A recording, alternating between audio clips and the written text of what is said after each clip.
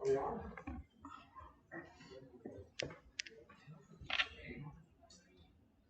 Well, we're going to be sitting. Yeah. Okay.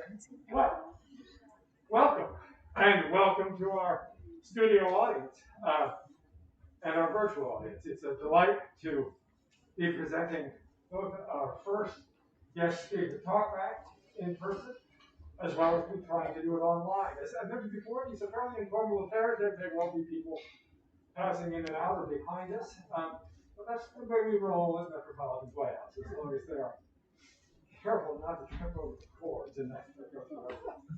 So we've established a kind of ritual in the age of COVID, and it's like this. The actors come in, and I ask the actors, have you been diagnosed in the last 14 days with COVID-19? And then I ask them, have you been exposed to anyone in the last 14 days who's been diagnosed with COVID-19? And then I ask them, have you any of the symptoms related to COVID-19? There's a long list, and we all know it. And the appropriate answer is no, no, and no.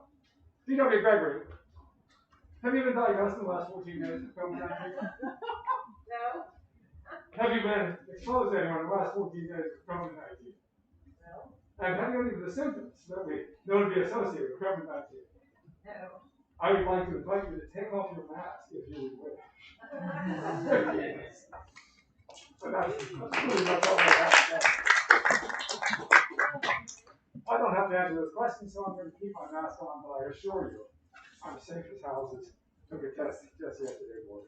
Well, let us begin. One of the things that is interested me most, and I'm just going to prime the pump a little bit, have a seat, I'm going to get you some water, is something about the documentary nature of the play, and we didn't touch on this in our earlier online interview. We didn't say anything about how much of the play or how it is either drawn from documentary sources or how you manage the interplay, because some of the lines, it won't necessarily be evident to our audience, comes right out of actual letters or reports that were written at the time. Well, when I first conceived of the idea and when I decided I was going to write the play, I originally thought that I was going to take an approach where I would have enough material that I would find letters and journals and a lot of personal testimony kind of material, and then I might be able to write it, that I might be able to find living witnesses, interview them, and that I would do something that was a pure documentary style play. So that every line in the play was from some source like that. And as I started research, I quickly discovered that I was about 15 years too late to find any living witnesses, that I couldn't find any first-person testimonials for any of the women except for an excerpt from a autobiography that Catherine Shaw wrote. There weren't any journal materials that I could find. There's very little written about the dog names at that point. Since then, there's been a number of books, including an excellent book by Kate Moore. It came out a couple of years ago, but none of that was available at the time. So I did a lot of my research at the Library of Congress, the Consumers League. Papers are in the manuscript section there, and there were a lot of letters, correspondence, court documents, and newspaper articles that they had on file in those papers. So I began to realize very early on that I was going to have to fill in an awful lot of gaps, and I was going to have to, it was going to be a work of fiction. So a number of the short bits in the play where people come out and make statements, where Marlin pronounces his findings, where Mr. Markley castigates Mr. Barry. Some of that kind of material is based on actual documents that I found in those papers. That letter, that speech, where Markley says you'll be rewarded for the good work you do is verbatim from the letter that he wrote to Raymond Barry. But the long scenes, interplay between the characters, it's all fictionalized. It's based on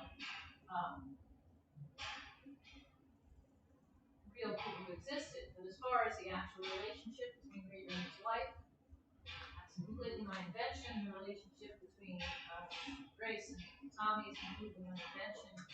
That scene in the boardroom where Neff tries to shake down the company actually happened. That's based on a transcript of the actual conversation.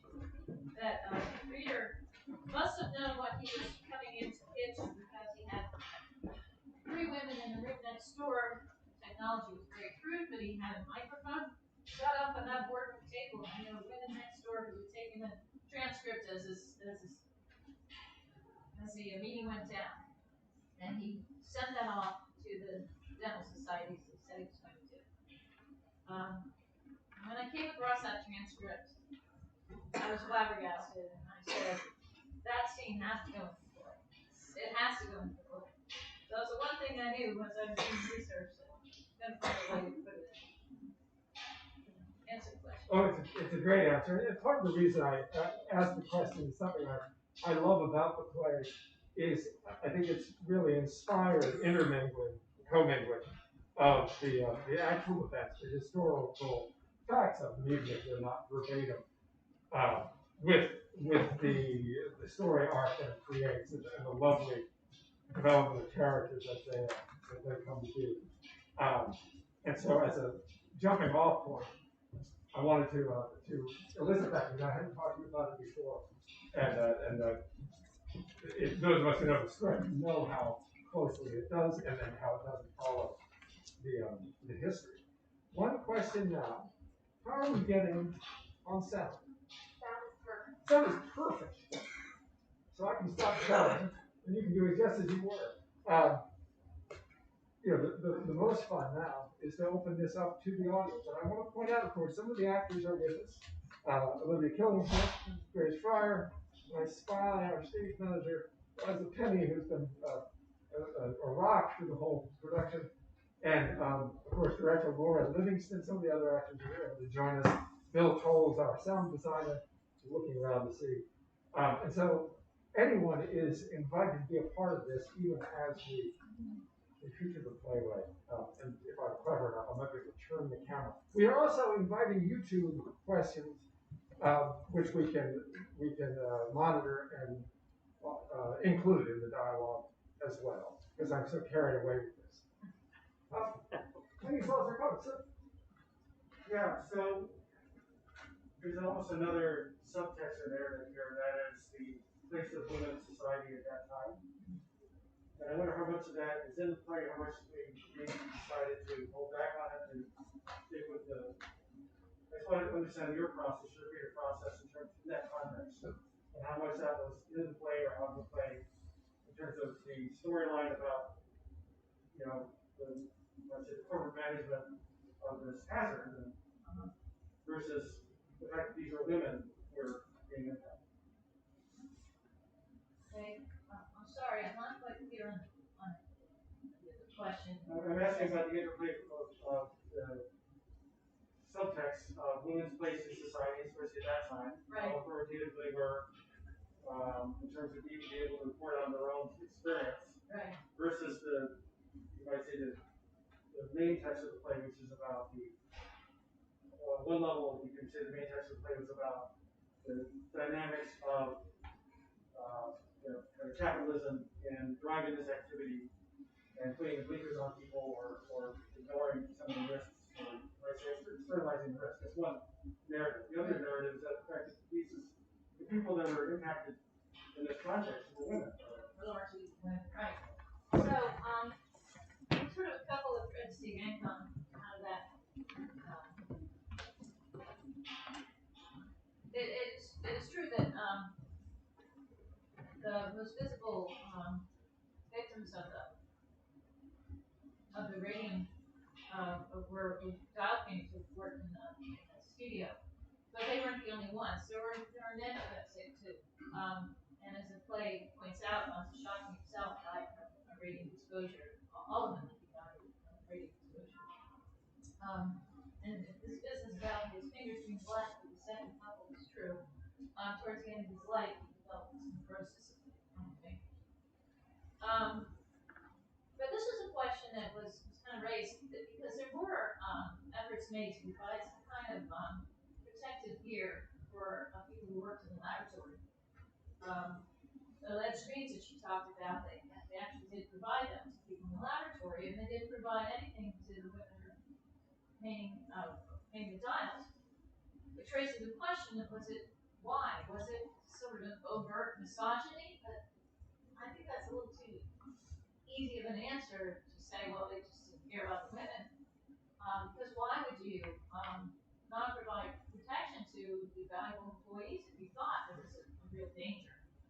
And so some of the theories kicked around were that there were a lot of assumptions made about radium.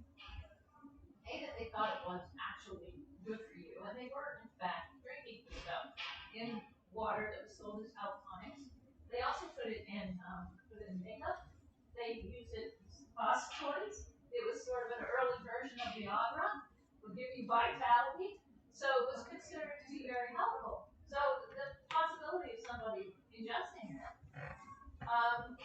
perhaps not viewed as especially dangerous. It was thought, well, they're just taking it in so many quantities. Whereas in the laboratory, they would be working with the ore department or directly into one of the process of extracting radium from the ore.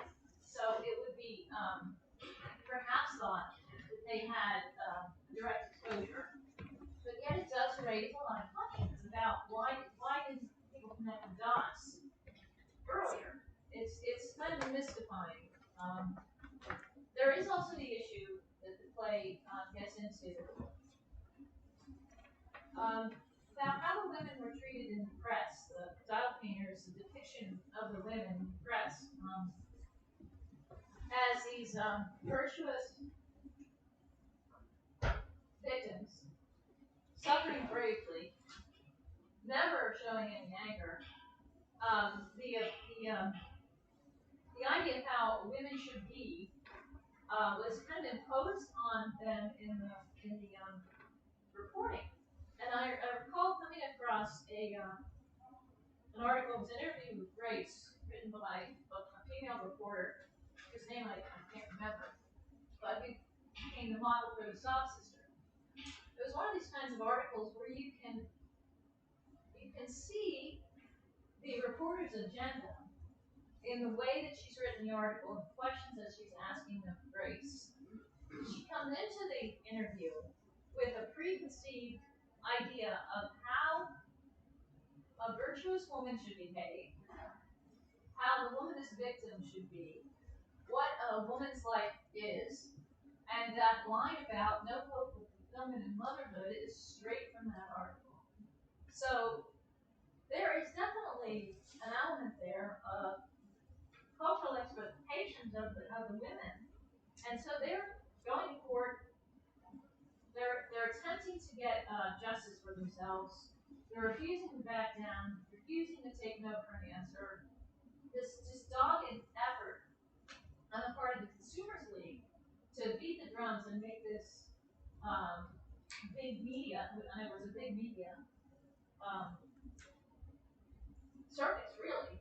It predates social media, but it was going on today. There'd be a massive Twitter campaign about it, and that's what Captain Wiley was doing. It's the equivalent of a big social media campaign in the 20s.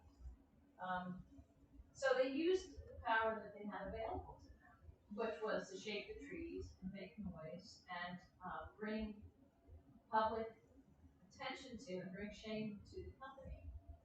So there was a whole lot of that dynamic of these men allowing these poor women to just sit there and die, and while they were busy trying to delay proceedings over and over and over again. It didn't make it into the play. I could never figure out how to get it into the play, but the turning point was a very famous editorial by Walter Lippmann, where he was a columnist for the New York World, I believe, and came down to the company so harshly that it's really finally brought them to the table and to work out a settlement, because they just could not take the public hearing.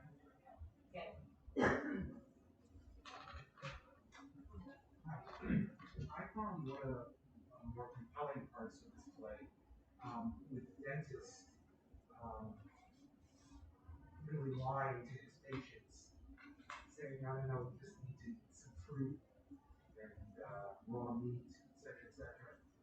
And there were a few lines in there that went back about, he's not a scientist. It's not, like, is there anybody else here who felt like relevance to today with pointing at others and he is a scientist and he isn't a scientist and you can't believe in, you can't. That's what I found one of the more compelling parts, that this is happening today.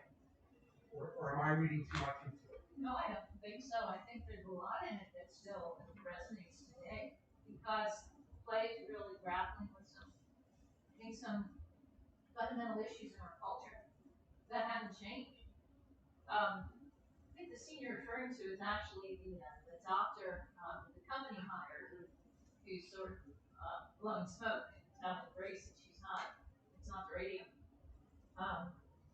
But the whole issue of who can you trust or who you can't trust. And yeah, I mean, I think that's definitely a part of our current conversation, isn't it? About what's going on now with the pandemic.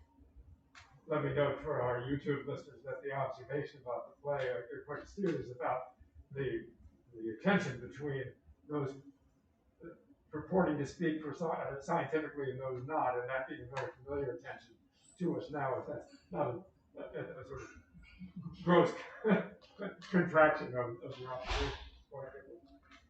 Yes? First off, I'd like to say this was wonderfully done.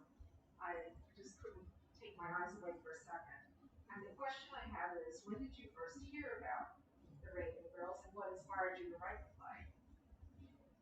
Well, my familiarity with this story goes back a long way. The first time I heard about the dog painters, I was in fifth grade.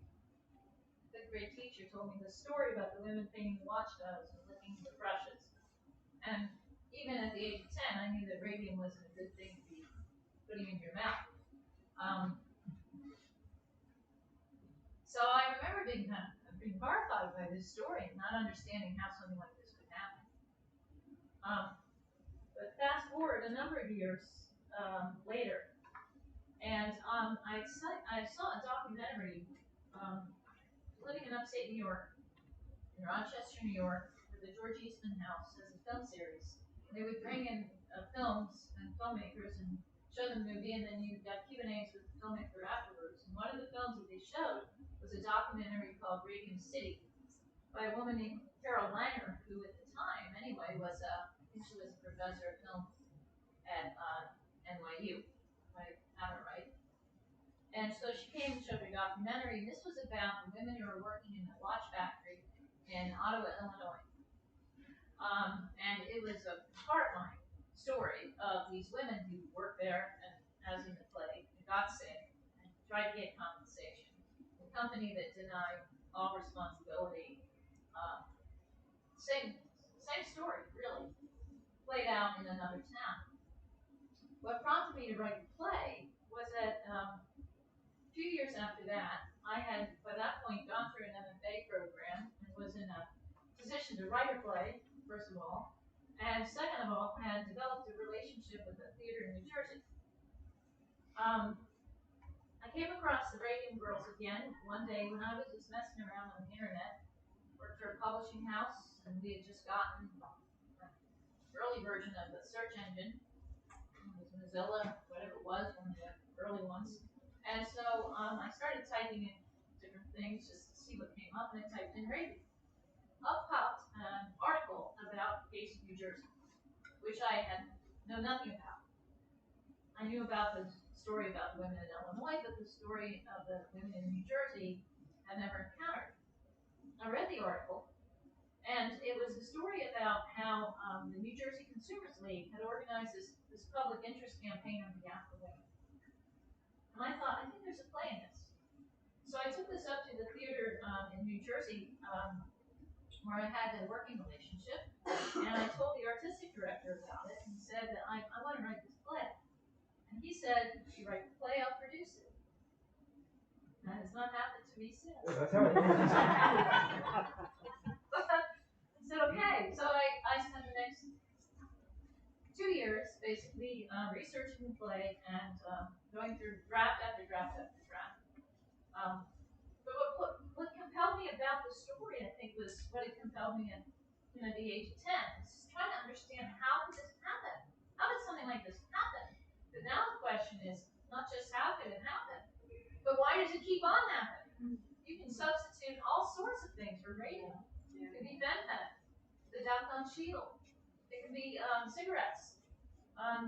The next thing that's coming. And the pattern plays out in much the same way. There's always a denial. No, it can't be us. Well, maybe it is us, but it's not our fault because of this or that or the other thing. And then it's this panicked response on the part of the responsible parties.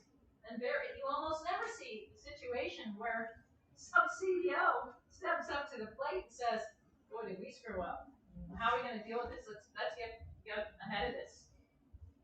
There's only one case that I can think of where something like that happened, and that was with the Tylenol story in the 80s, when some crazed person was going into the drugstores and replacing Tylenol in the capsules with arsenic.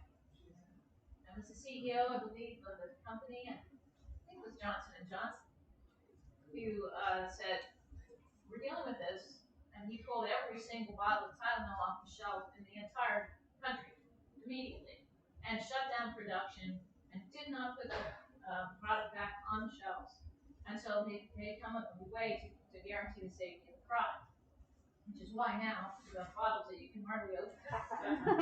But that guy did that, and that was a rare case of somebody just grabbing a bull by the horns and dealing with it. So for me, the thing that I find compelling about the story and about Mr. Reader's story is here is a guy who honestly thought his product was a great thing, honestly thought it was a miracle cure, couldn't bring himself to believe what he was being told was happening, and by the time he came around to realizing how wrong he was, couldn't bring himself to do what would have been the right thing.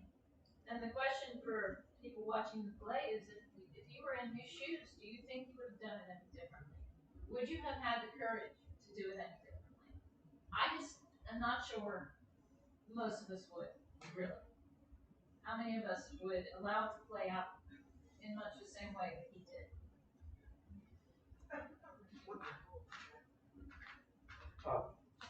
On all sides, we'll ping pong back and forth.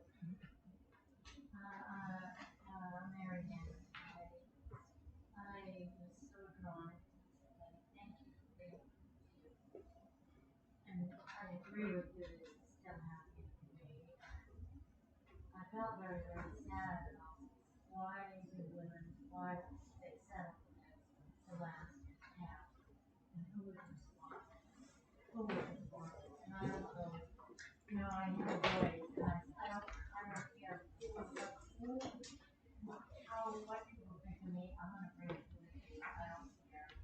And that's my so I understand that women are not supposed to talk or make waves at that time. And the denial is just, and the money was great. Human life, which happens today. Mm-hmm. So just want to thank you.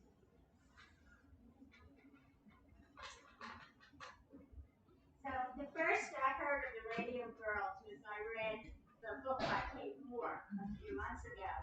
And I just feel like the play has so succinctly captured the time and the women that, how they were affected, and also how the old saw is still true. The more things change, the more they stay the same. Right. And we're still doing exactly the same thing. And I think that the staging and everything in this play really set the tone for the time, the setting of the time, and it showed the amazing fortitude and bravery of the few women that weren't able to speak out against this because it was unheard of at that time period, and it was really very, very hard for them to do something. No one believed them, and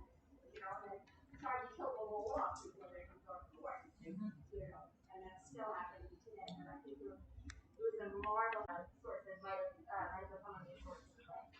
Well, actually, this play was first produced about 20 years ago. So Kate's book came out maybe 3 or 4 years ago. So it was actually the reverse. Kate contacted me for sources to do her book. So no, it's not based on her book. But I was very happy she wrote her book because after it came out, the productions of this play shot up. I think she did me a great favor, gave me a lot of free publicity. She told me she would go around and do these speaking tours about her book, and everywhere she went, there would be young women who would come forward and tell her that they'd been in a production of my play, which was fun. It was fun to hear. As far as sources for the, I should say lady, she's Dr. Claudia Clark, a professor of labor history, who, in this called Radium Girls, Women and Industrial Health, 1910 to 1935. It's kind of an academic work. I think it's published by the University of North Carolina.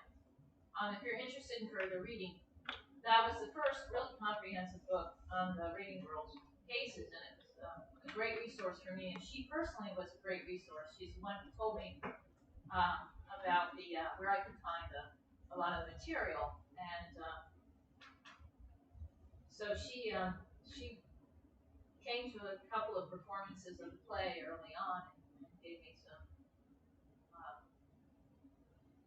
responses to the earlier drafts of the play. So that was really generous. She was very generous. She passed away some years ago.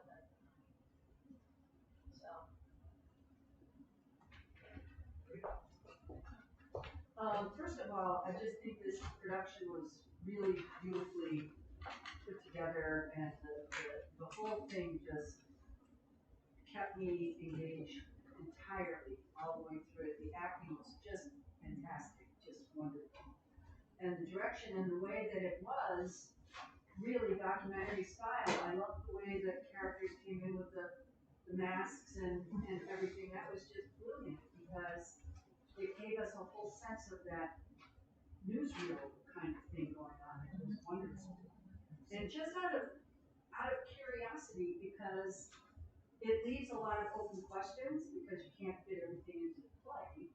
But what did that radium water do to people? Did they just live? Or No, actually, there's a very famous case that led to prompted the federal government to shut down production of those products. So J.A. Bailey was an actual guy who produced radium water, and he used byproduct from the U.S. radium plant to make the radium water.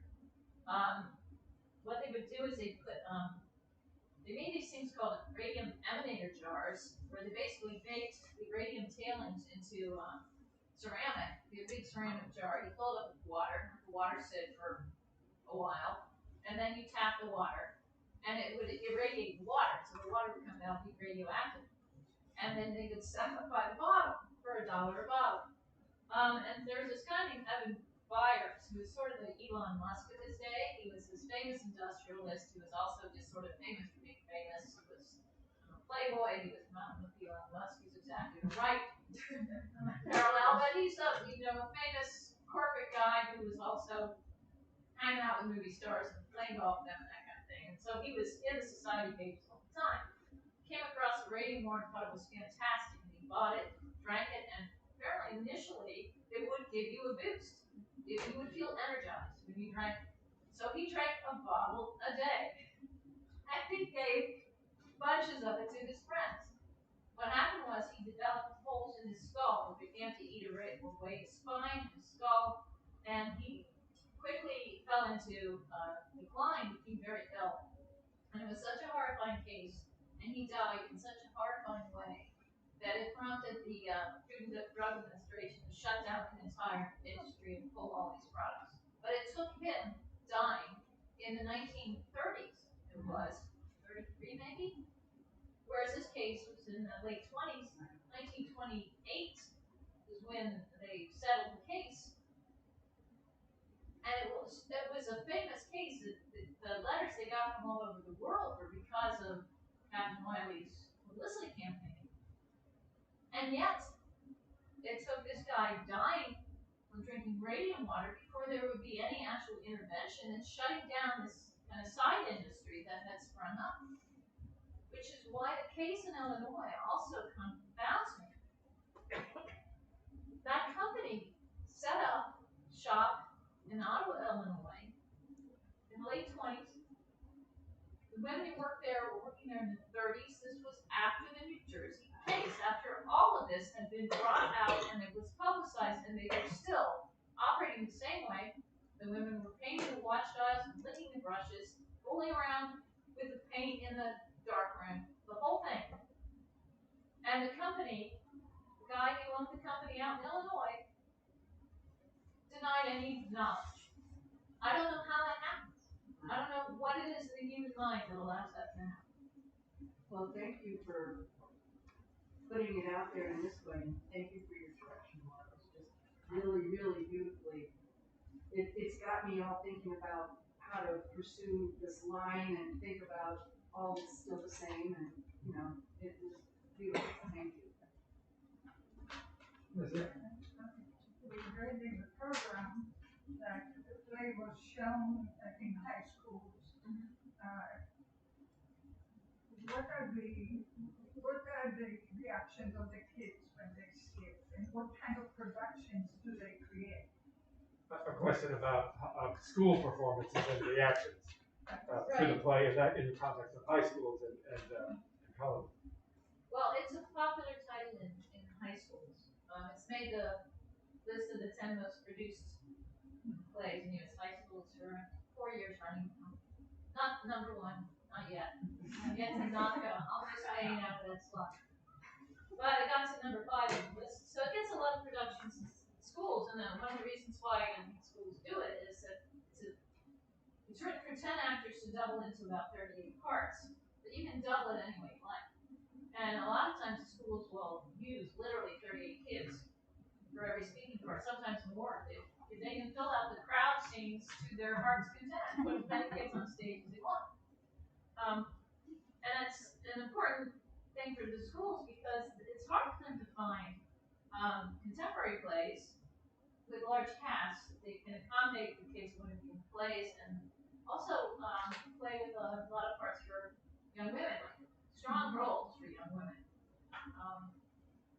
Schools end up doing, a lot of times they keep doing these old plays from the 30s because those are big casts, and a lot of those plays don't necessarily have really powerful parts for girls. So this has those two in combination. I haven't seen that many high school productions, and they vary. It really depends on the drama teacher, how well the drama teacher can pull the production together, how strong a director they are, the kind of support they get in their community. Some schools have really well-funded drama programs, and they've got the technology. I mean, they've got the technical people who can help them stage it, and they can do it very effectively. And some schools, they don't have much to work with. So, but I've seen a few productions at that level that I felt worked really well. And so I think you lose some of the theatricality when you don't do the doubling.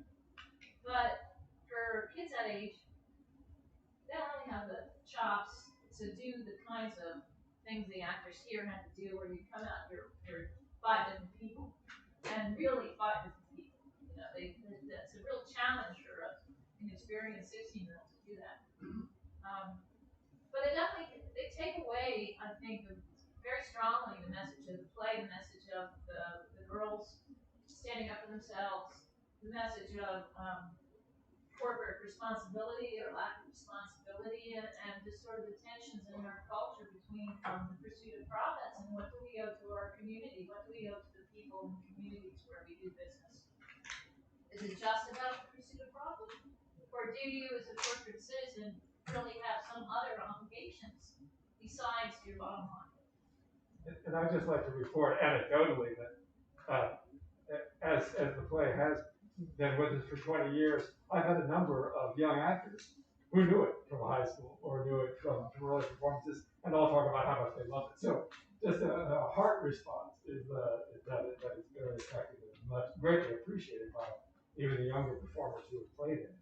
A bunch of questions coming around. Very exciting. Yes. I'm curious about because I feel the dialogue is very believable. You know, sounds like that period. The girl sounds like a girl, and also the Greece and the Tommy, those dialects very believable. And I just like that people during that time would sound. How you make that happen? Question about achieving verisimilitude in the dialogue from the 30s. Oh, I just feel it sounds very believable. Capturing the vernacular. Maybe that's that's your job for sure. I'm still curious about how you make it happen. I make it sound. That was like all very believable. No, watch a lot of old movies. Love old movies, yeah. I think maybe that's it. Question from the actors who played Grace Fryer, and we're not for them to create a sort of seasickness. We come to the camera. We'll get every. No, that is probably not to. Let's do it very gently. You can try. The other question about what happens with the drinking water was my favorite question that my father had when he came to see the play. He said, whatever happened to all of those watch dials? Like clocks and watch faces and stuff, like are they all just sitting somewhere, like radiating radium somewhere, or were those all called at the same time as when that terrible thing happened to the society? We had a radioactive clock in our house for many years. I remember it. We had a Big Ben alarm clock with glow-in-the-dark, glowing numbers and dials, the hands on the clock, and it was an old clock. And sitting on my sister's dresser for years and years, and I don't know specifically what happened to all those watches and clocks and all the other products that incorporated the radium. I doubt very much whether there was some massive recall of those products. They ended up in landfills and wherever old things end up going. But I remember that clock very well. And when I started working on this play, I remember thinking, damn clock would have radium. And radium in the soil. A question from or coming from the director, Laura Livingston. I would just like to hear more about a general task that you set yourself of bringing actual fact and things that actually happen on the stage. I know when I was first reading this play, I thought, isn't it interesting? This is a play in which the protagonist and the antagonist never have a scene together, and it's so unusual in what we normally think of for a play. And then a key thing that happens is an offstage character, Catherine Drinker, sends a letter to someone. Right. You know, that's almost like a Deus ex machina thing that usually in theater we think this is so unrealistic that something drop in out of the blue like that. But in fact, it is actually what happens in these in actual history. That just tons of things fly into an effect, and it's not what we usually think of as you know, a scene with dramatic action. Thank heavens you wrote. To me, I feel like thank heavens you wrote. And imagine how Grace and Tom affected each other and what happened as a repercussion of that, and how they were changed and the reboot and Grace and her mother. But do you have anything to say about that task of kind of knitting this plot-driven story into a character-driven story that we normally expect in theater? Also, that kind of begs the question, why do you choose theater? What do you think of what theater has to offer in this kind of fact-based story, as opposed to writing the the Kate Moore, is that her name? The Kate Moore's book. Yeah, the book. What is it that theater you feel offers? Why play instead of any other? Yeah. I mean, obviously, it's a very specific way of engaging with it. Right. Right, well, I'll start with that question and answer the other one. Is the simple answer is that that's what I write. I write plays, so I don't write books. So I'm gonna write a play. But I think the reason why I think a play is appropriate for it is that a play is visceral. A play is happening in real time. You're sitting and you're experiencing this, and so it stops being intellectual and it goes into the gut. And that's where you get the emotional impact of the stories. So for me, then that's part of the job of theater is to pose questions for us to wrestle with and hopefully pose them in a way that we're engaged to the point where we feel entertained, which is also the job of theater, whether you like it or not. Some people today think theater should be about the message and the issues and all of which I think my job as a playwright is to write something so engaging that you're absorbed enough that you feel like you came and you got a story with an emotional impact. So it's really about trying to merge taking these ideas, which are really ideas about our culture, and a story which is, it's a courtroom drama in one sense, although it sort of isn't because we're not in the courtroom except for one scene.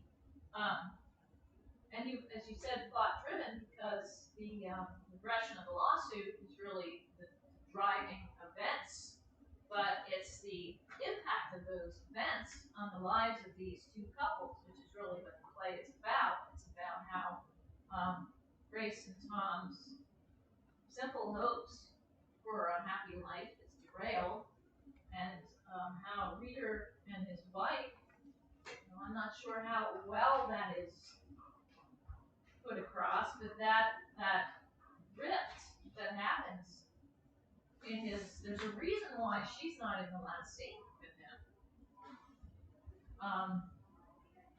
And so it's a story of a lawsuit, but it's also the story of their lives.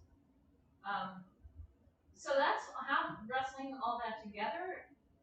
It took me 3 years and 35 drafts to figure out how to do it, and I'm watching it today and thinking, I think I see some places I can make some cuts. So I can't exactly say, but I did appreciate your one comment about having the antagonist and the protagonist. Because when I set out to write the story, the one thing I did with this play that I think is kind of unusual is that I knew I wanted to have two trains on the track. There were going to be two protagonists in this play, and they're each the hero of their own story, and they're the antagonists in each other's story. So Grace's story, Reader is her opposition, and in Reader's story, Grace is his opposition. And at the beginning of the play, Howard with pictures like this, he's here, she's here. By the end of the play, they reverse positions, even though she is very ill by the end of the play. So that final scene when you're in the graveyard is my bid to that demand that the antagonist and the protagonist have their scene. Well, they have their scene, but they're in two separate places. And it really is about her realizing that she has seized her power as best she could and got justice for himself.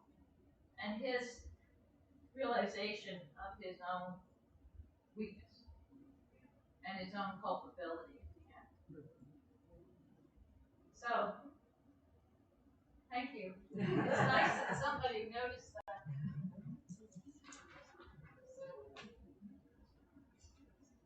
That cigarette in the hand of the daughter at the end was like, That was funny.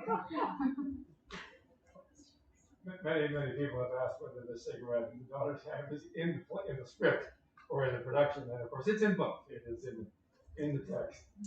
A beautiful book in the show itself.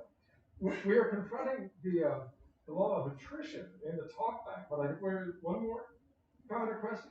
Well, I was just curious then, bouncing off the most recent question about that power dynamic, and one thing I noticed, in a way, both Tom and Reader are saying, in the end, you were right all along.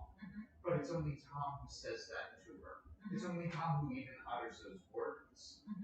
And I'm wondering if you intended that to as an expression of their own dynamic, or if this was something that Reader still could not bring himself to acknowledge. Well, I think that moment between them I really saw as the resolution of their story.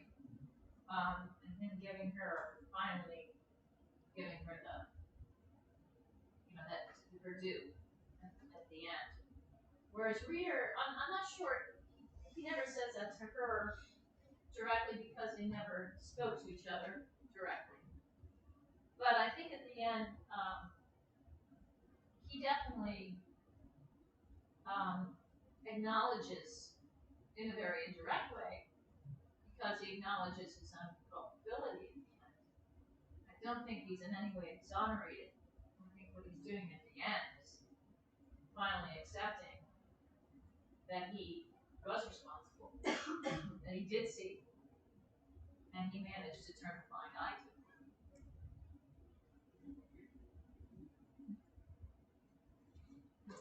Well, just one more thing I would like to do, if it's possible for you all to join us. Laura and Bill, would you like to come forward and take a bow for the audience? We have lost our actively wonderful. It's just as well because they're union actors and they wouldn't be allowed to be on camera after all. But it is, as our final performance, it's such a great pleasure to bring this together as we can. And for all of you all, Bill Trolls, our sound designer, did wonderful work and unseen with Marcus work. Laura Livingston, the director of the play.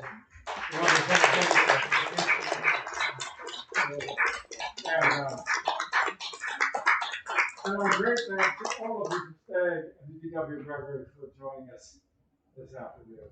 Thank you.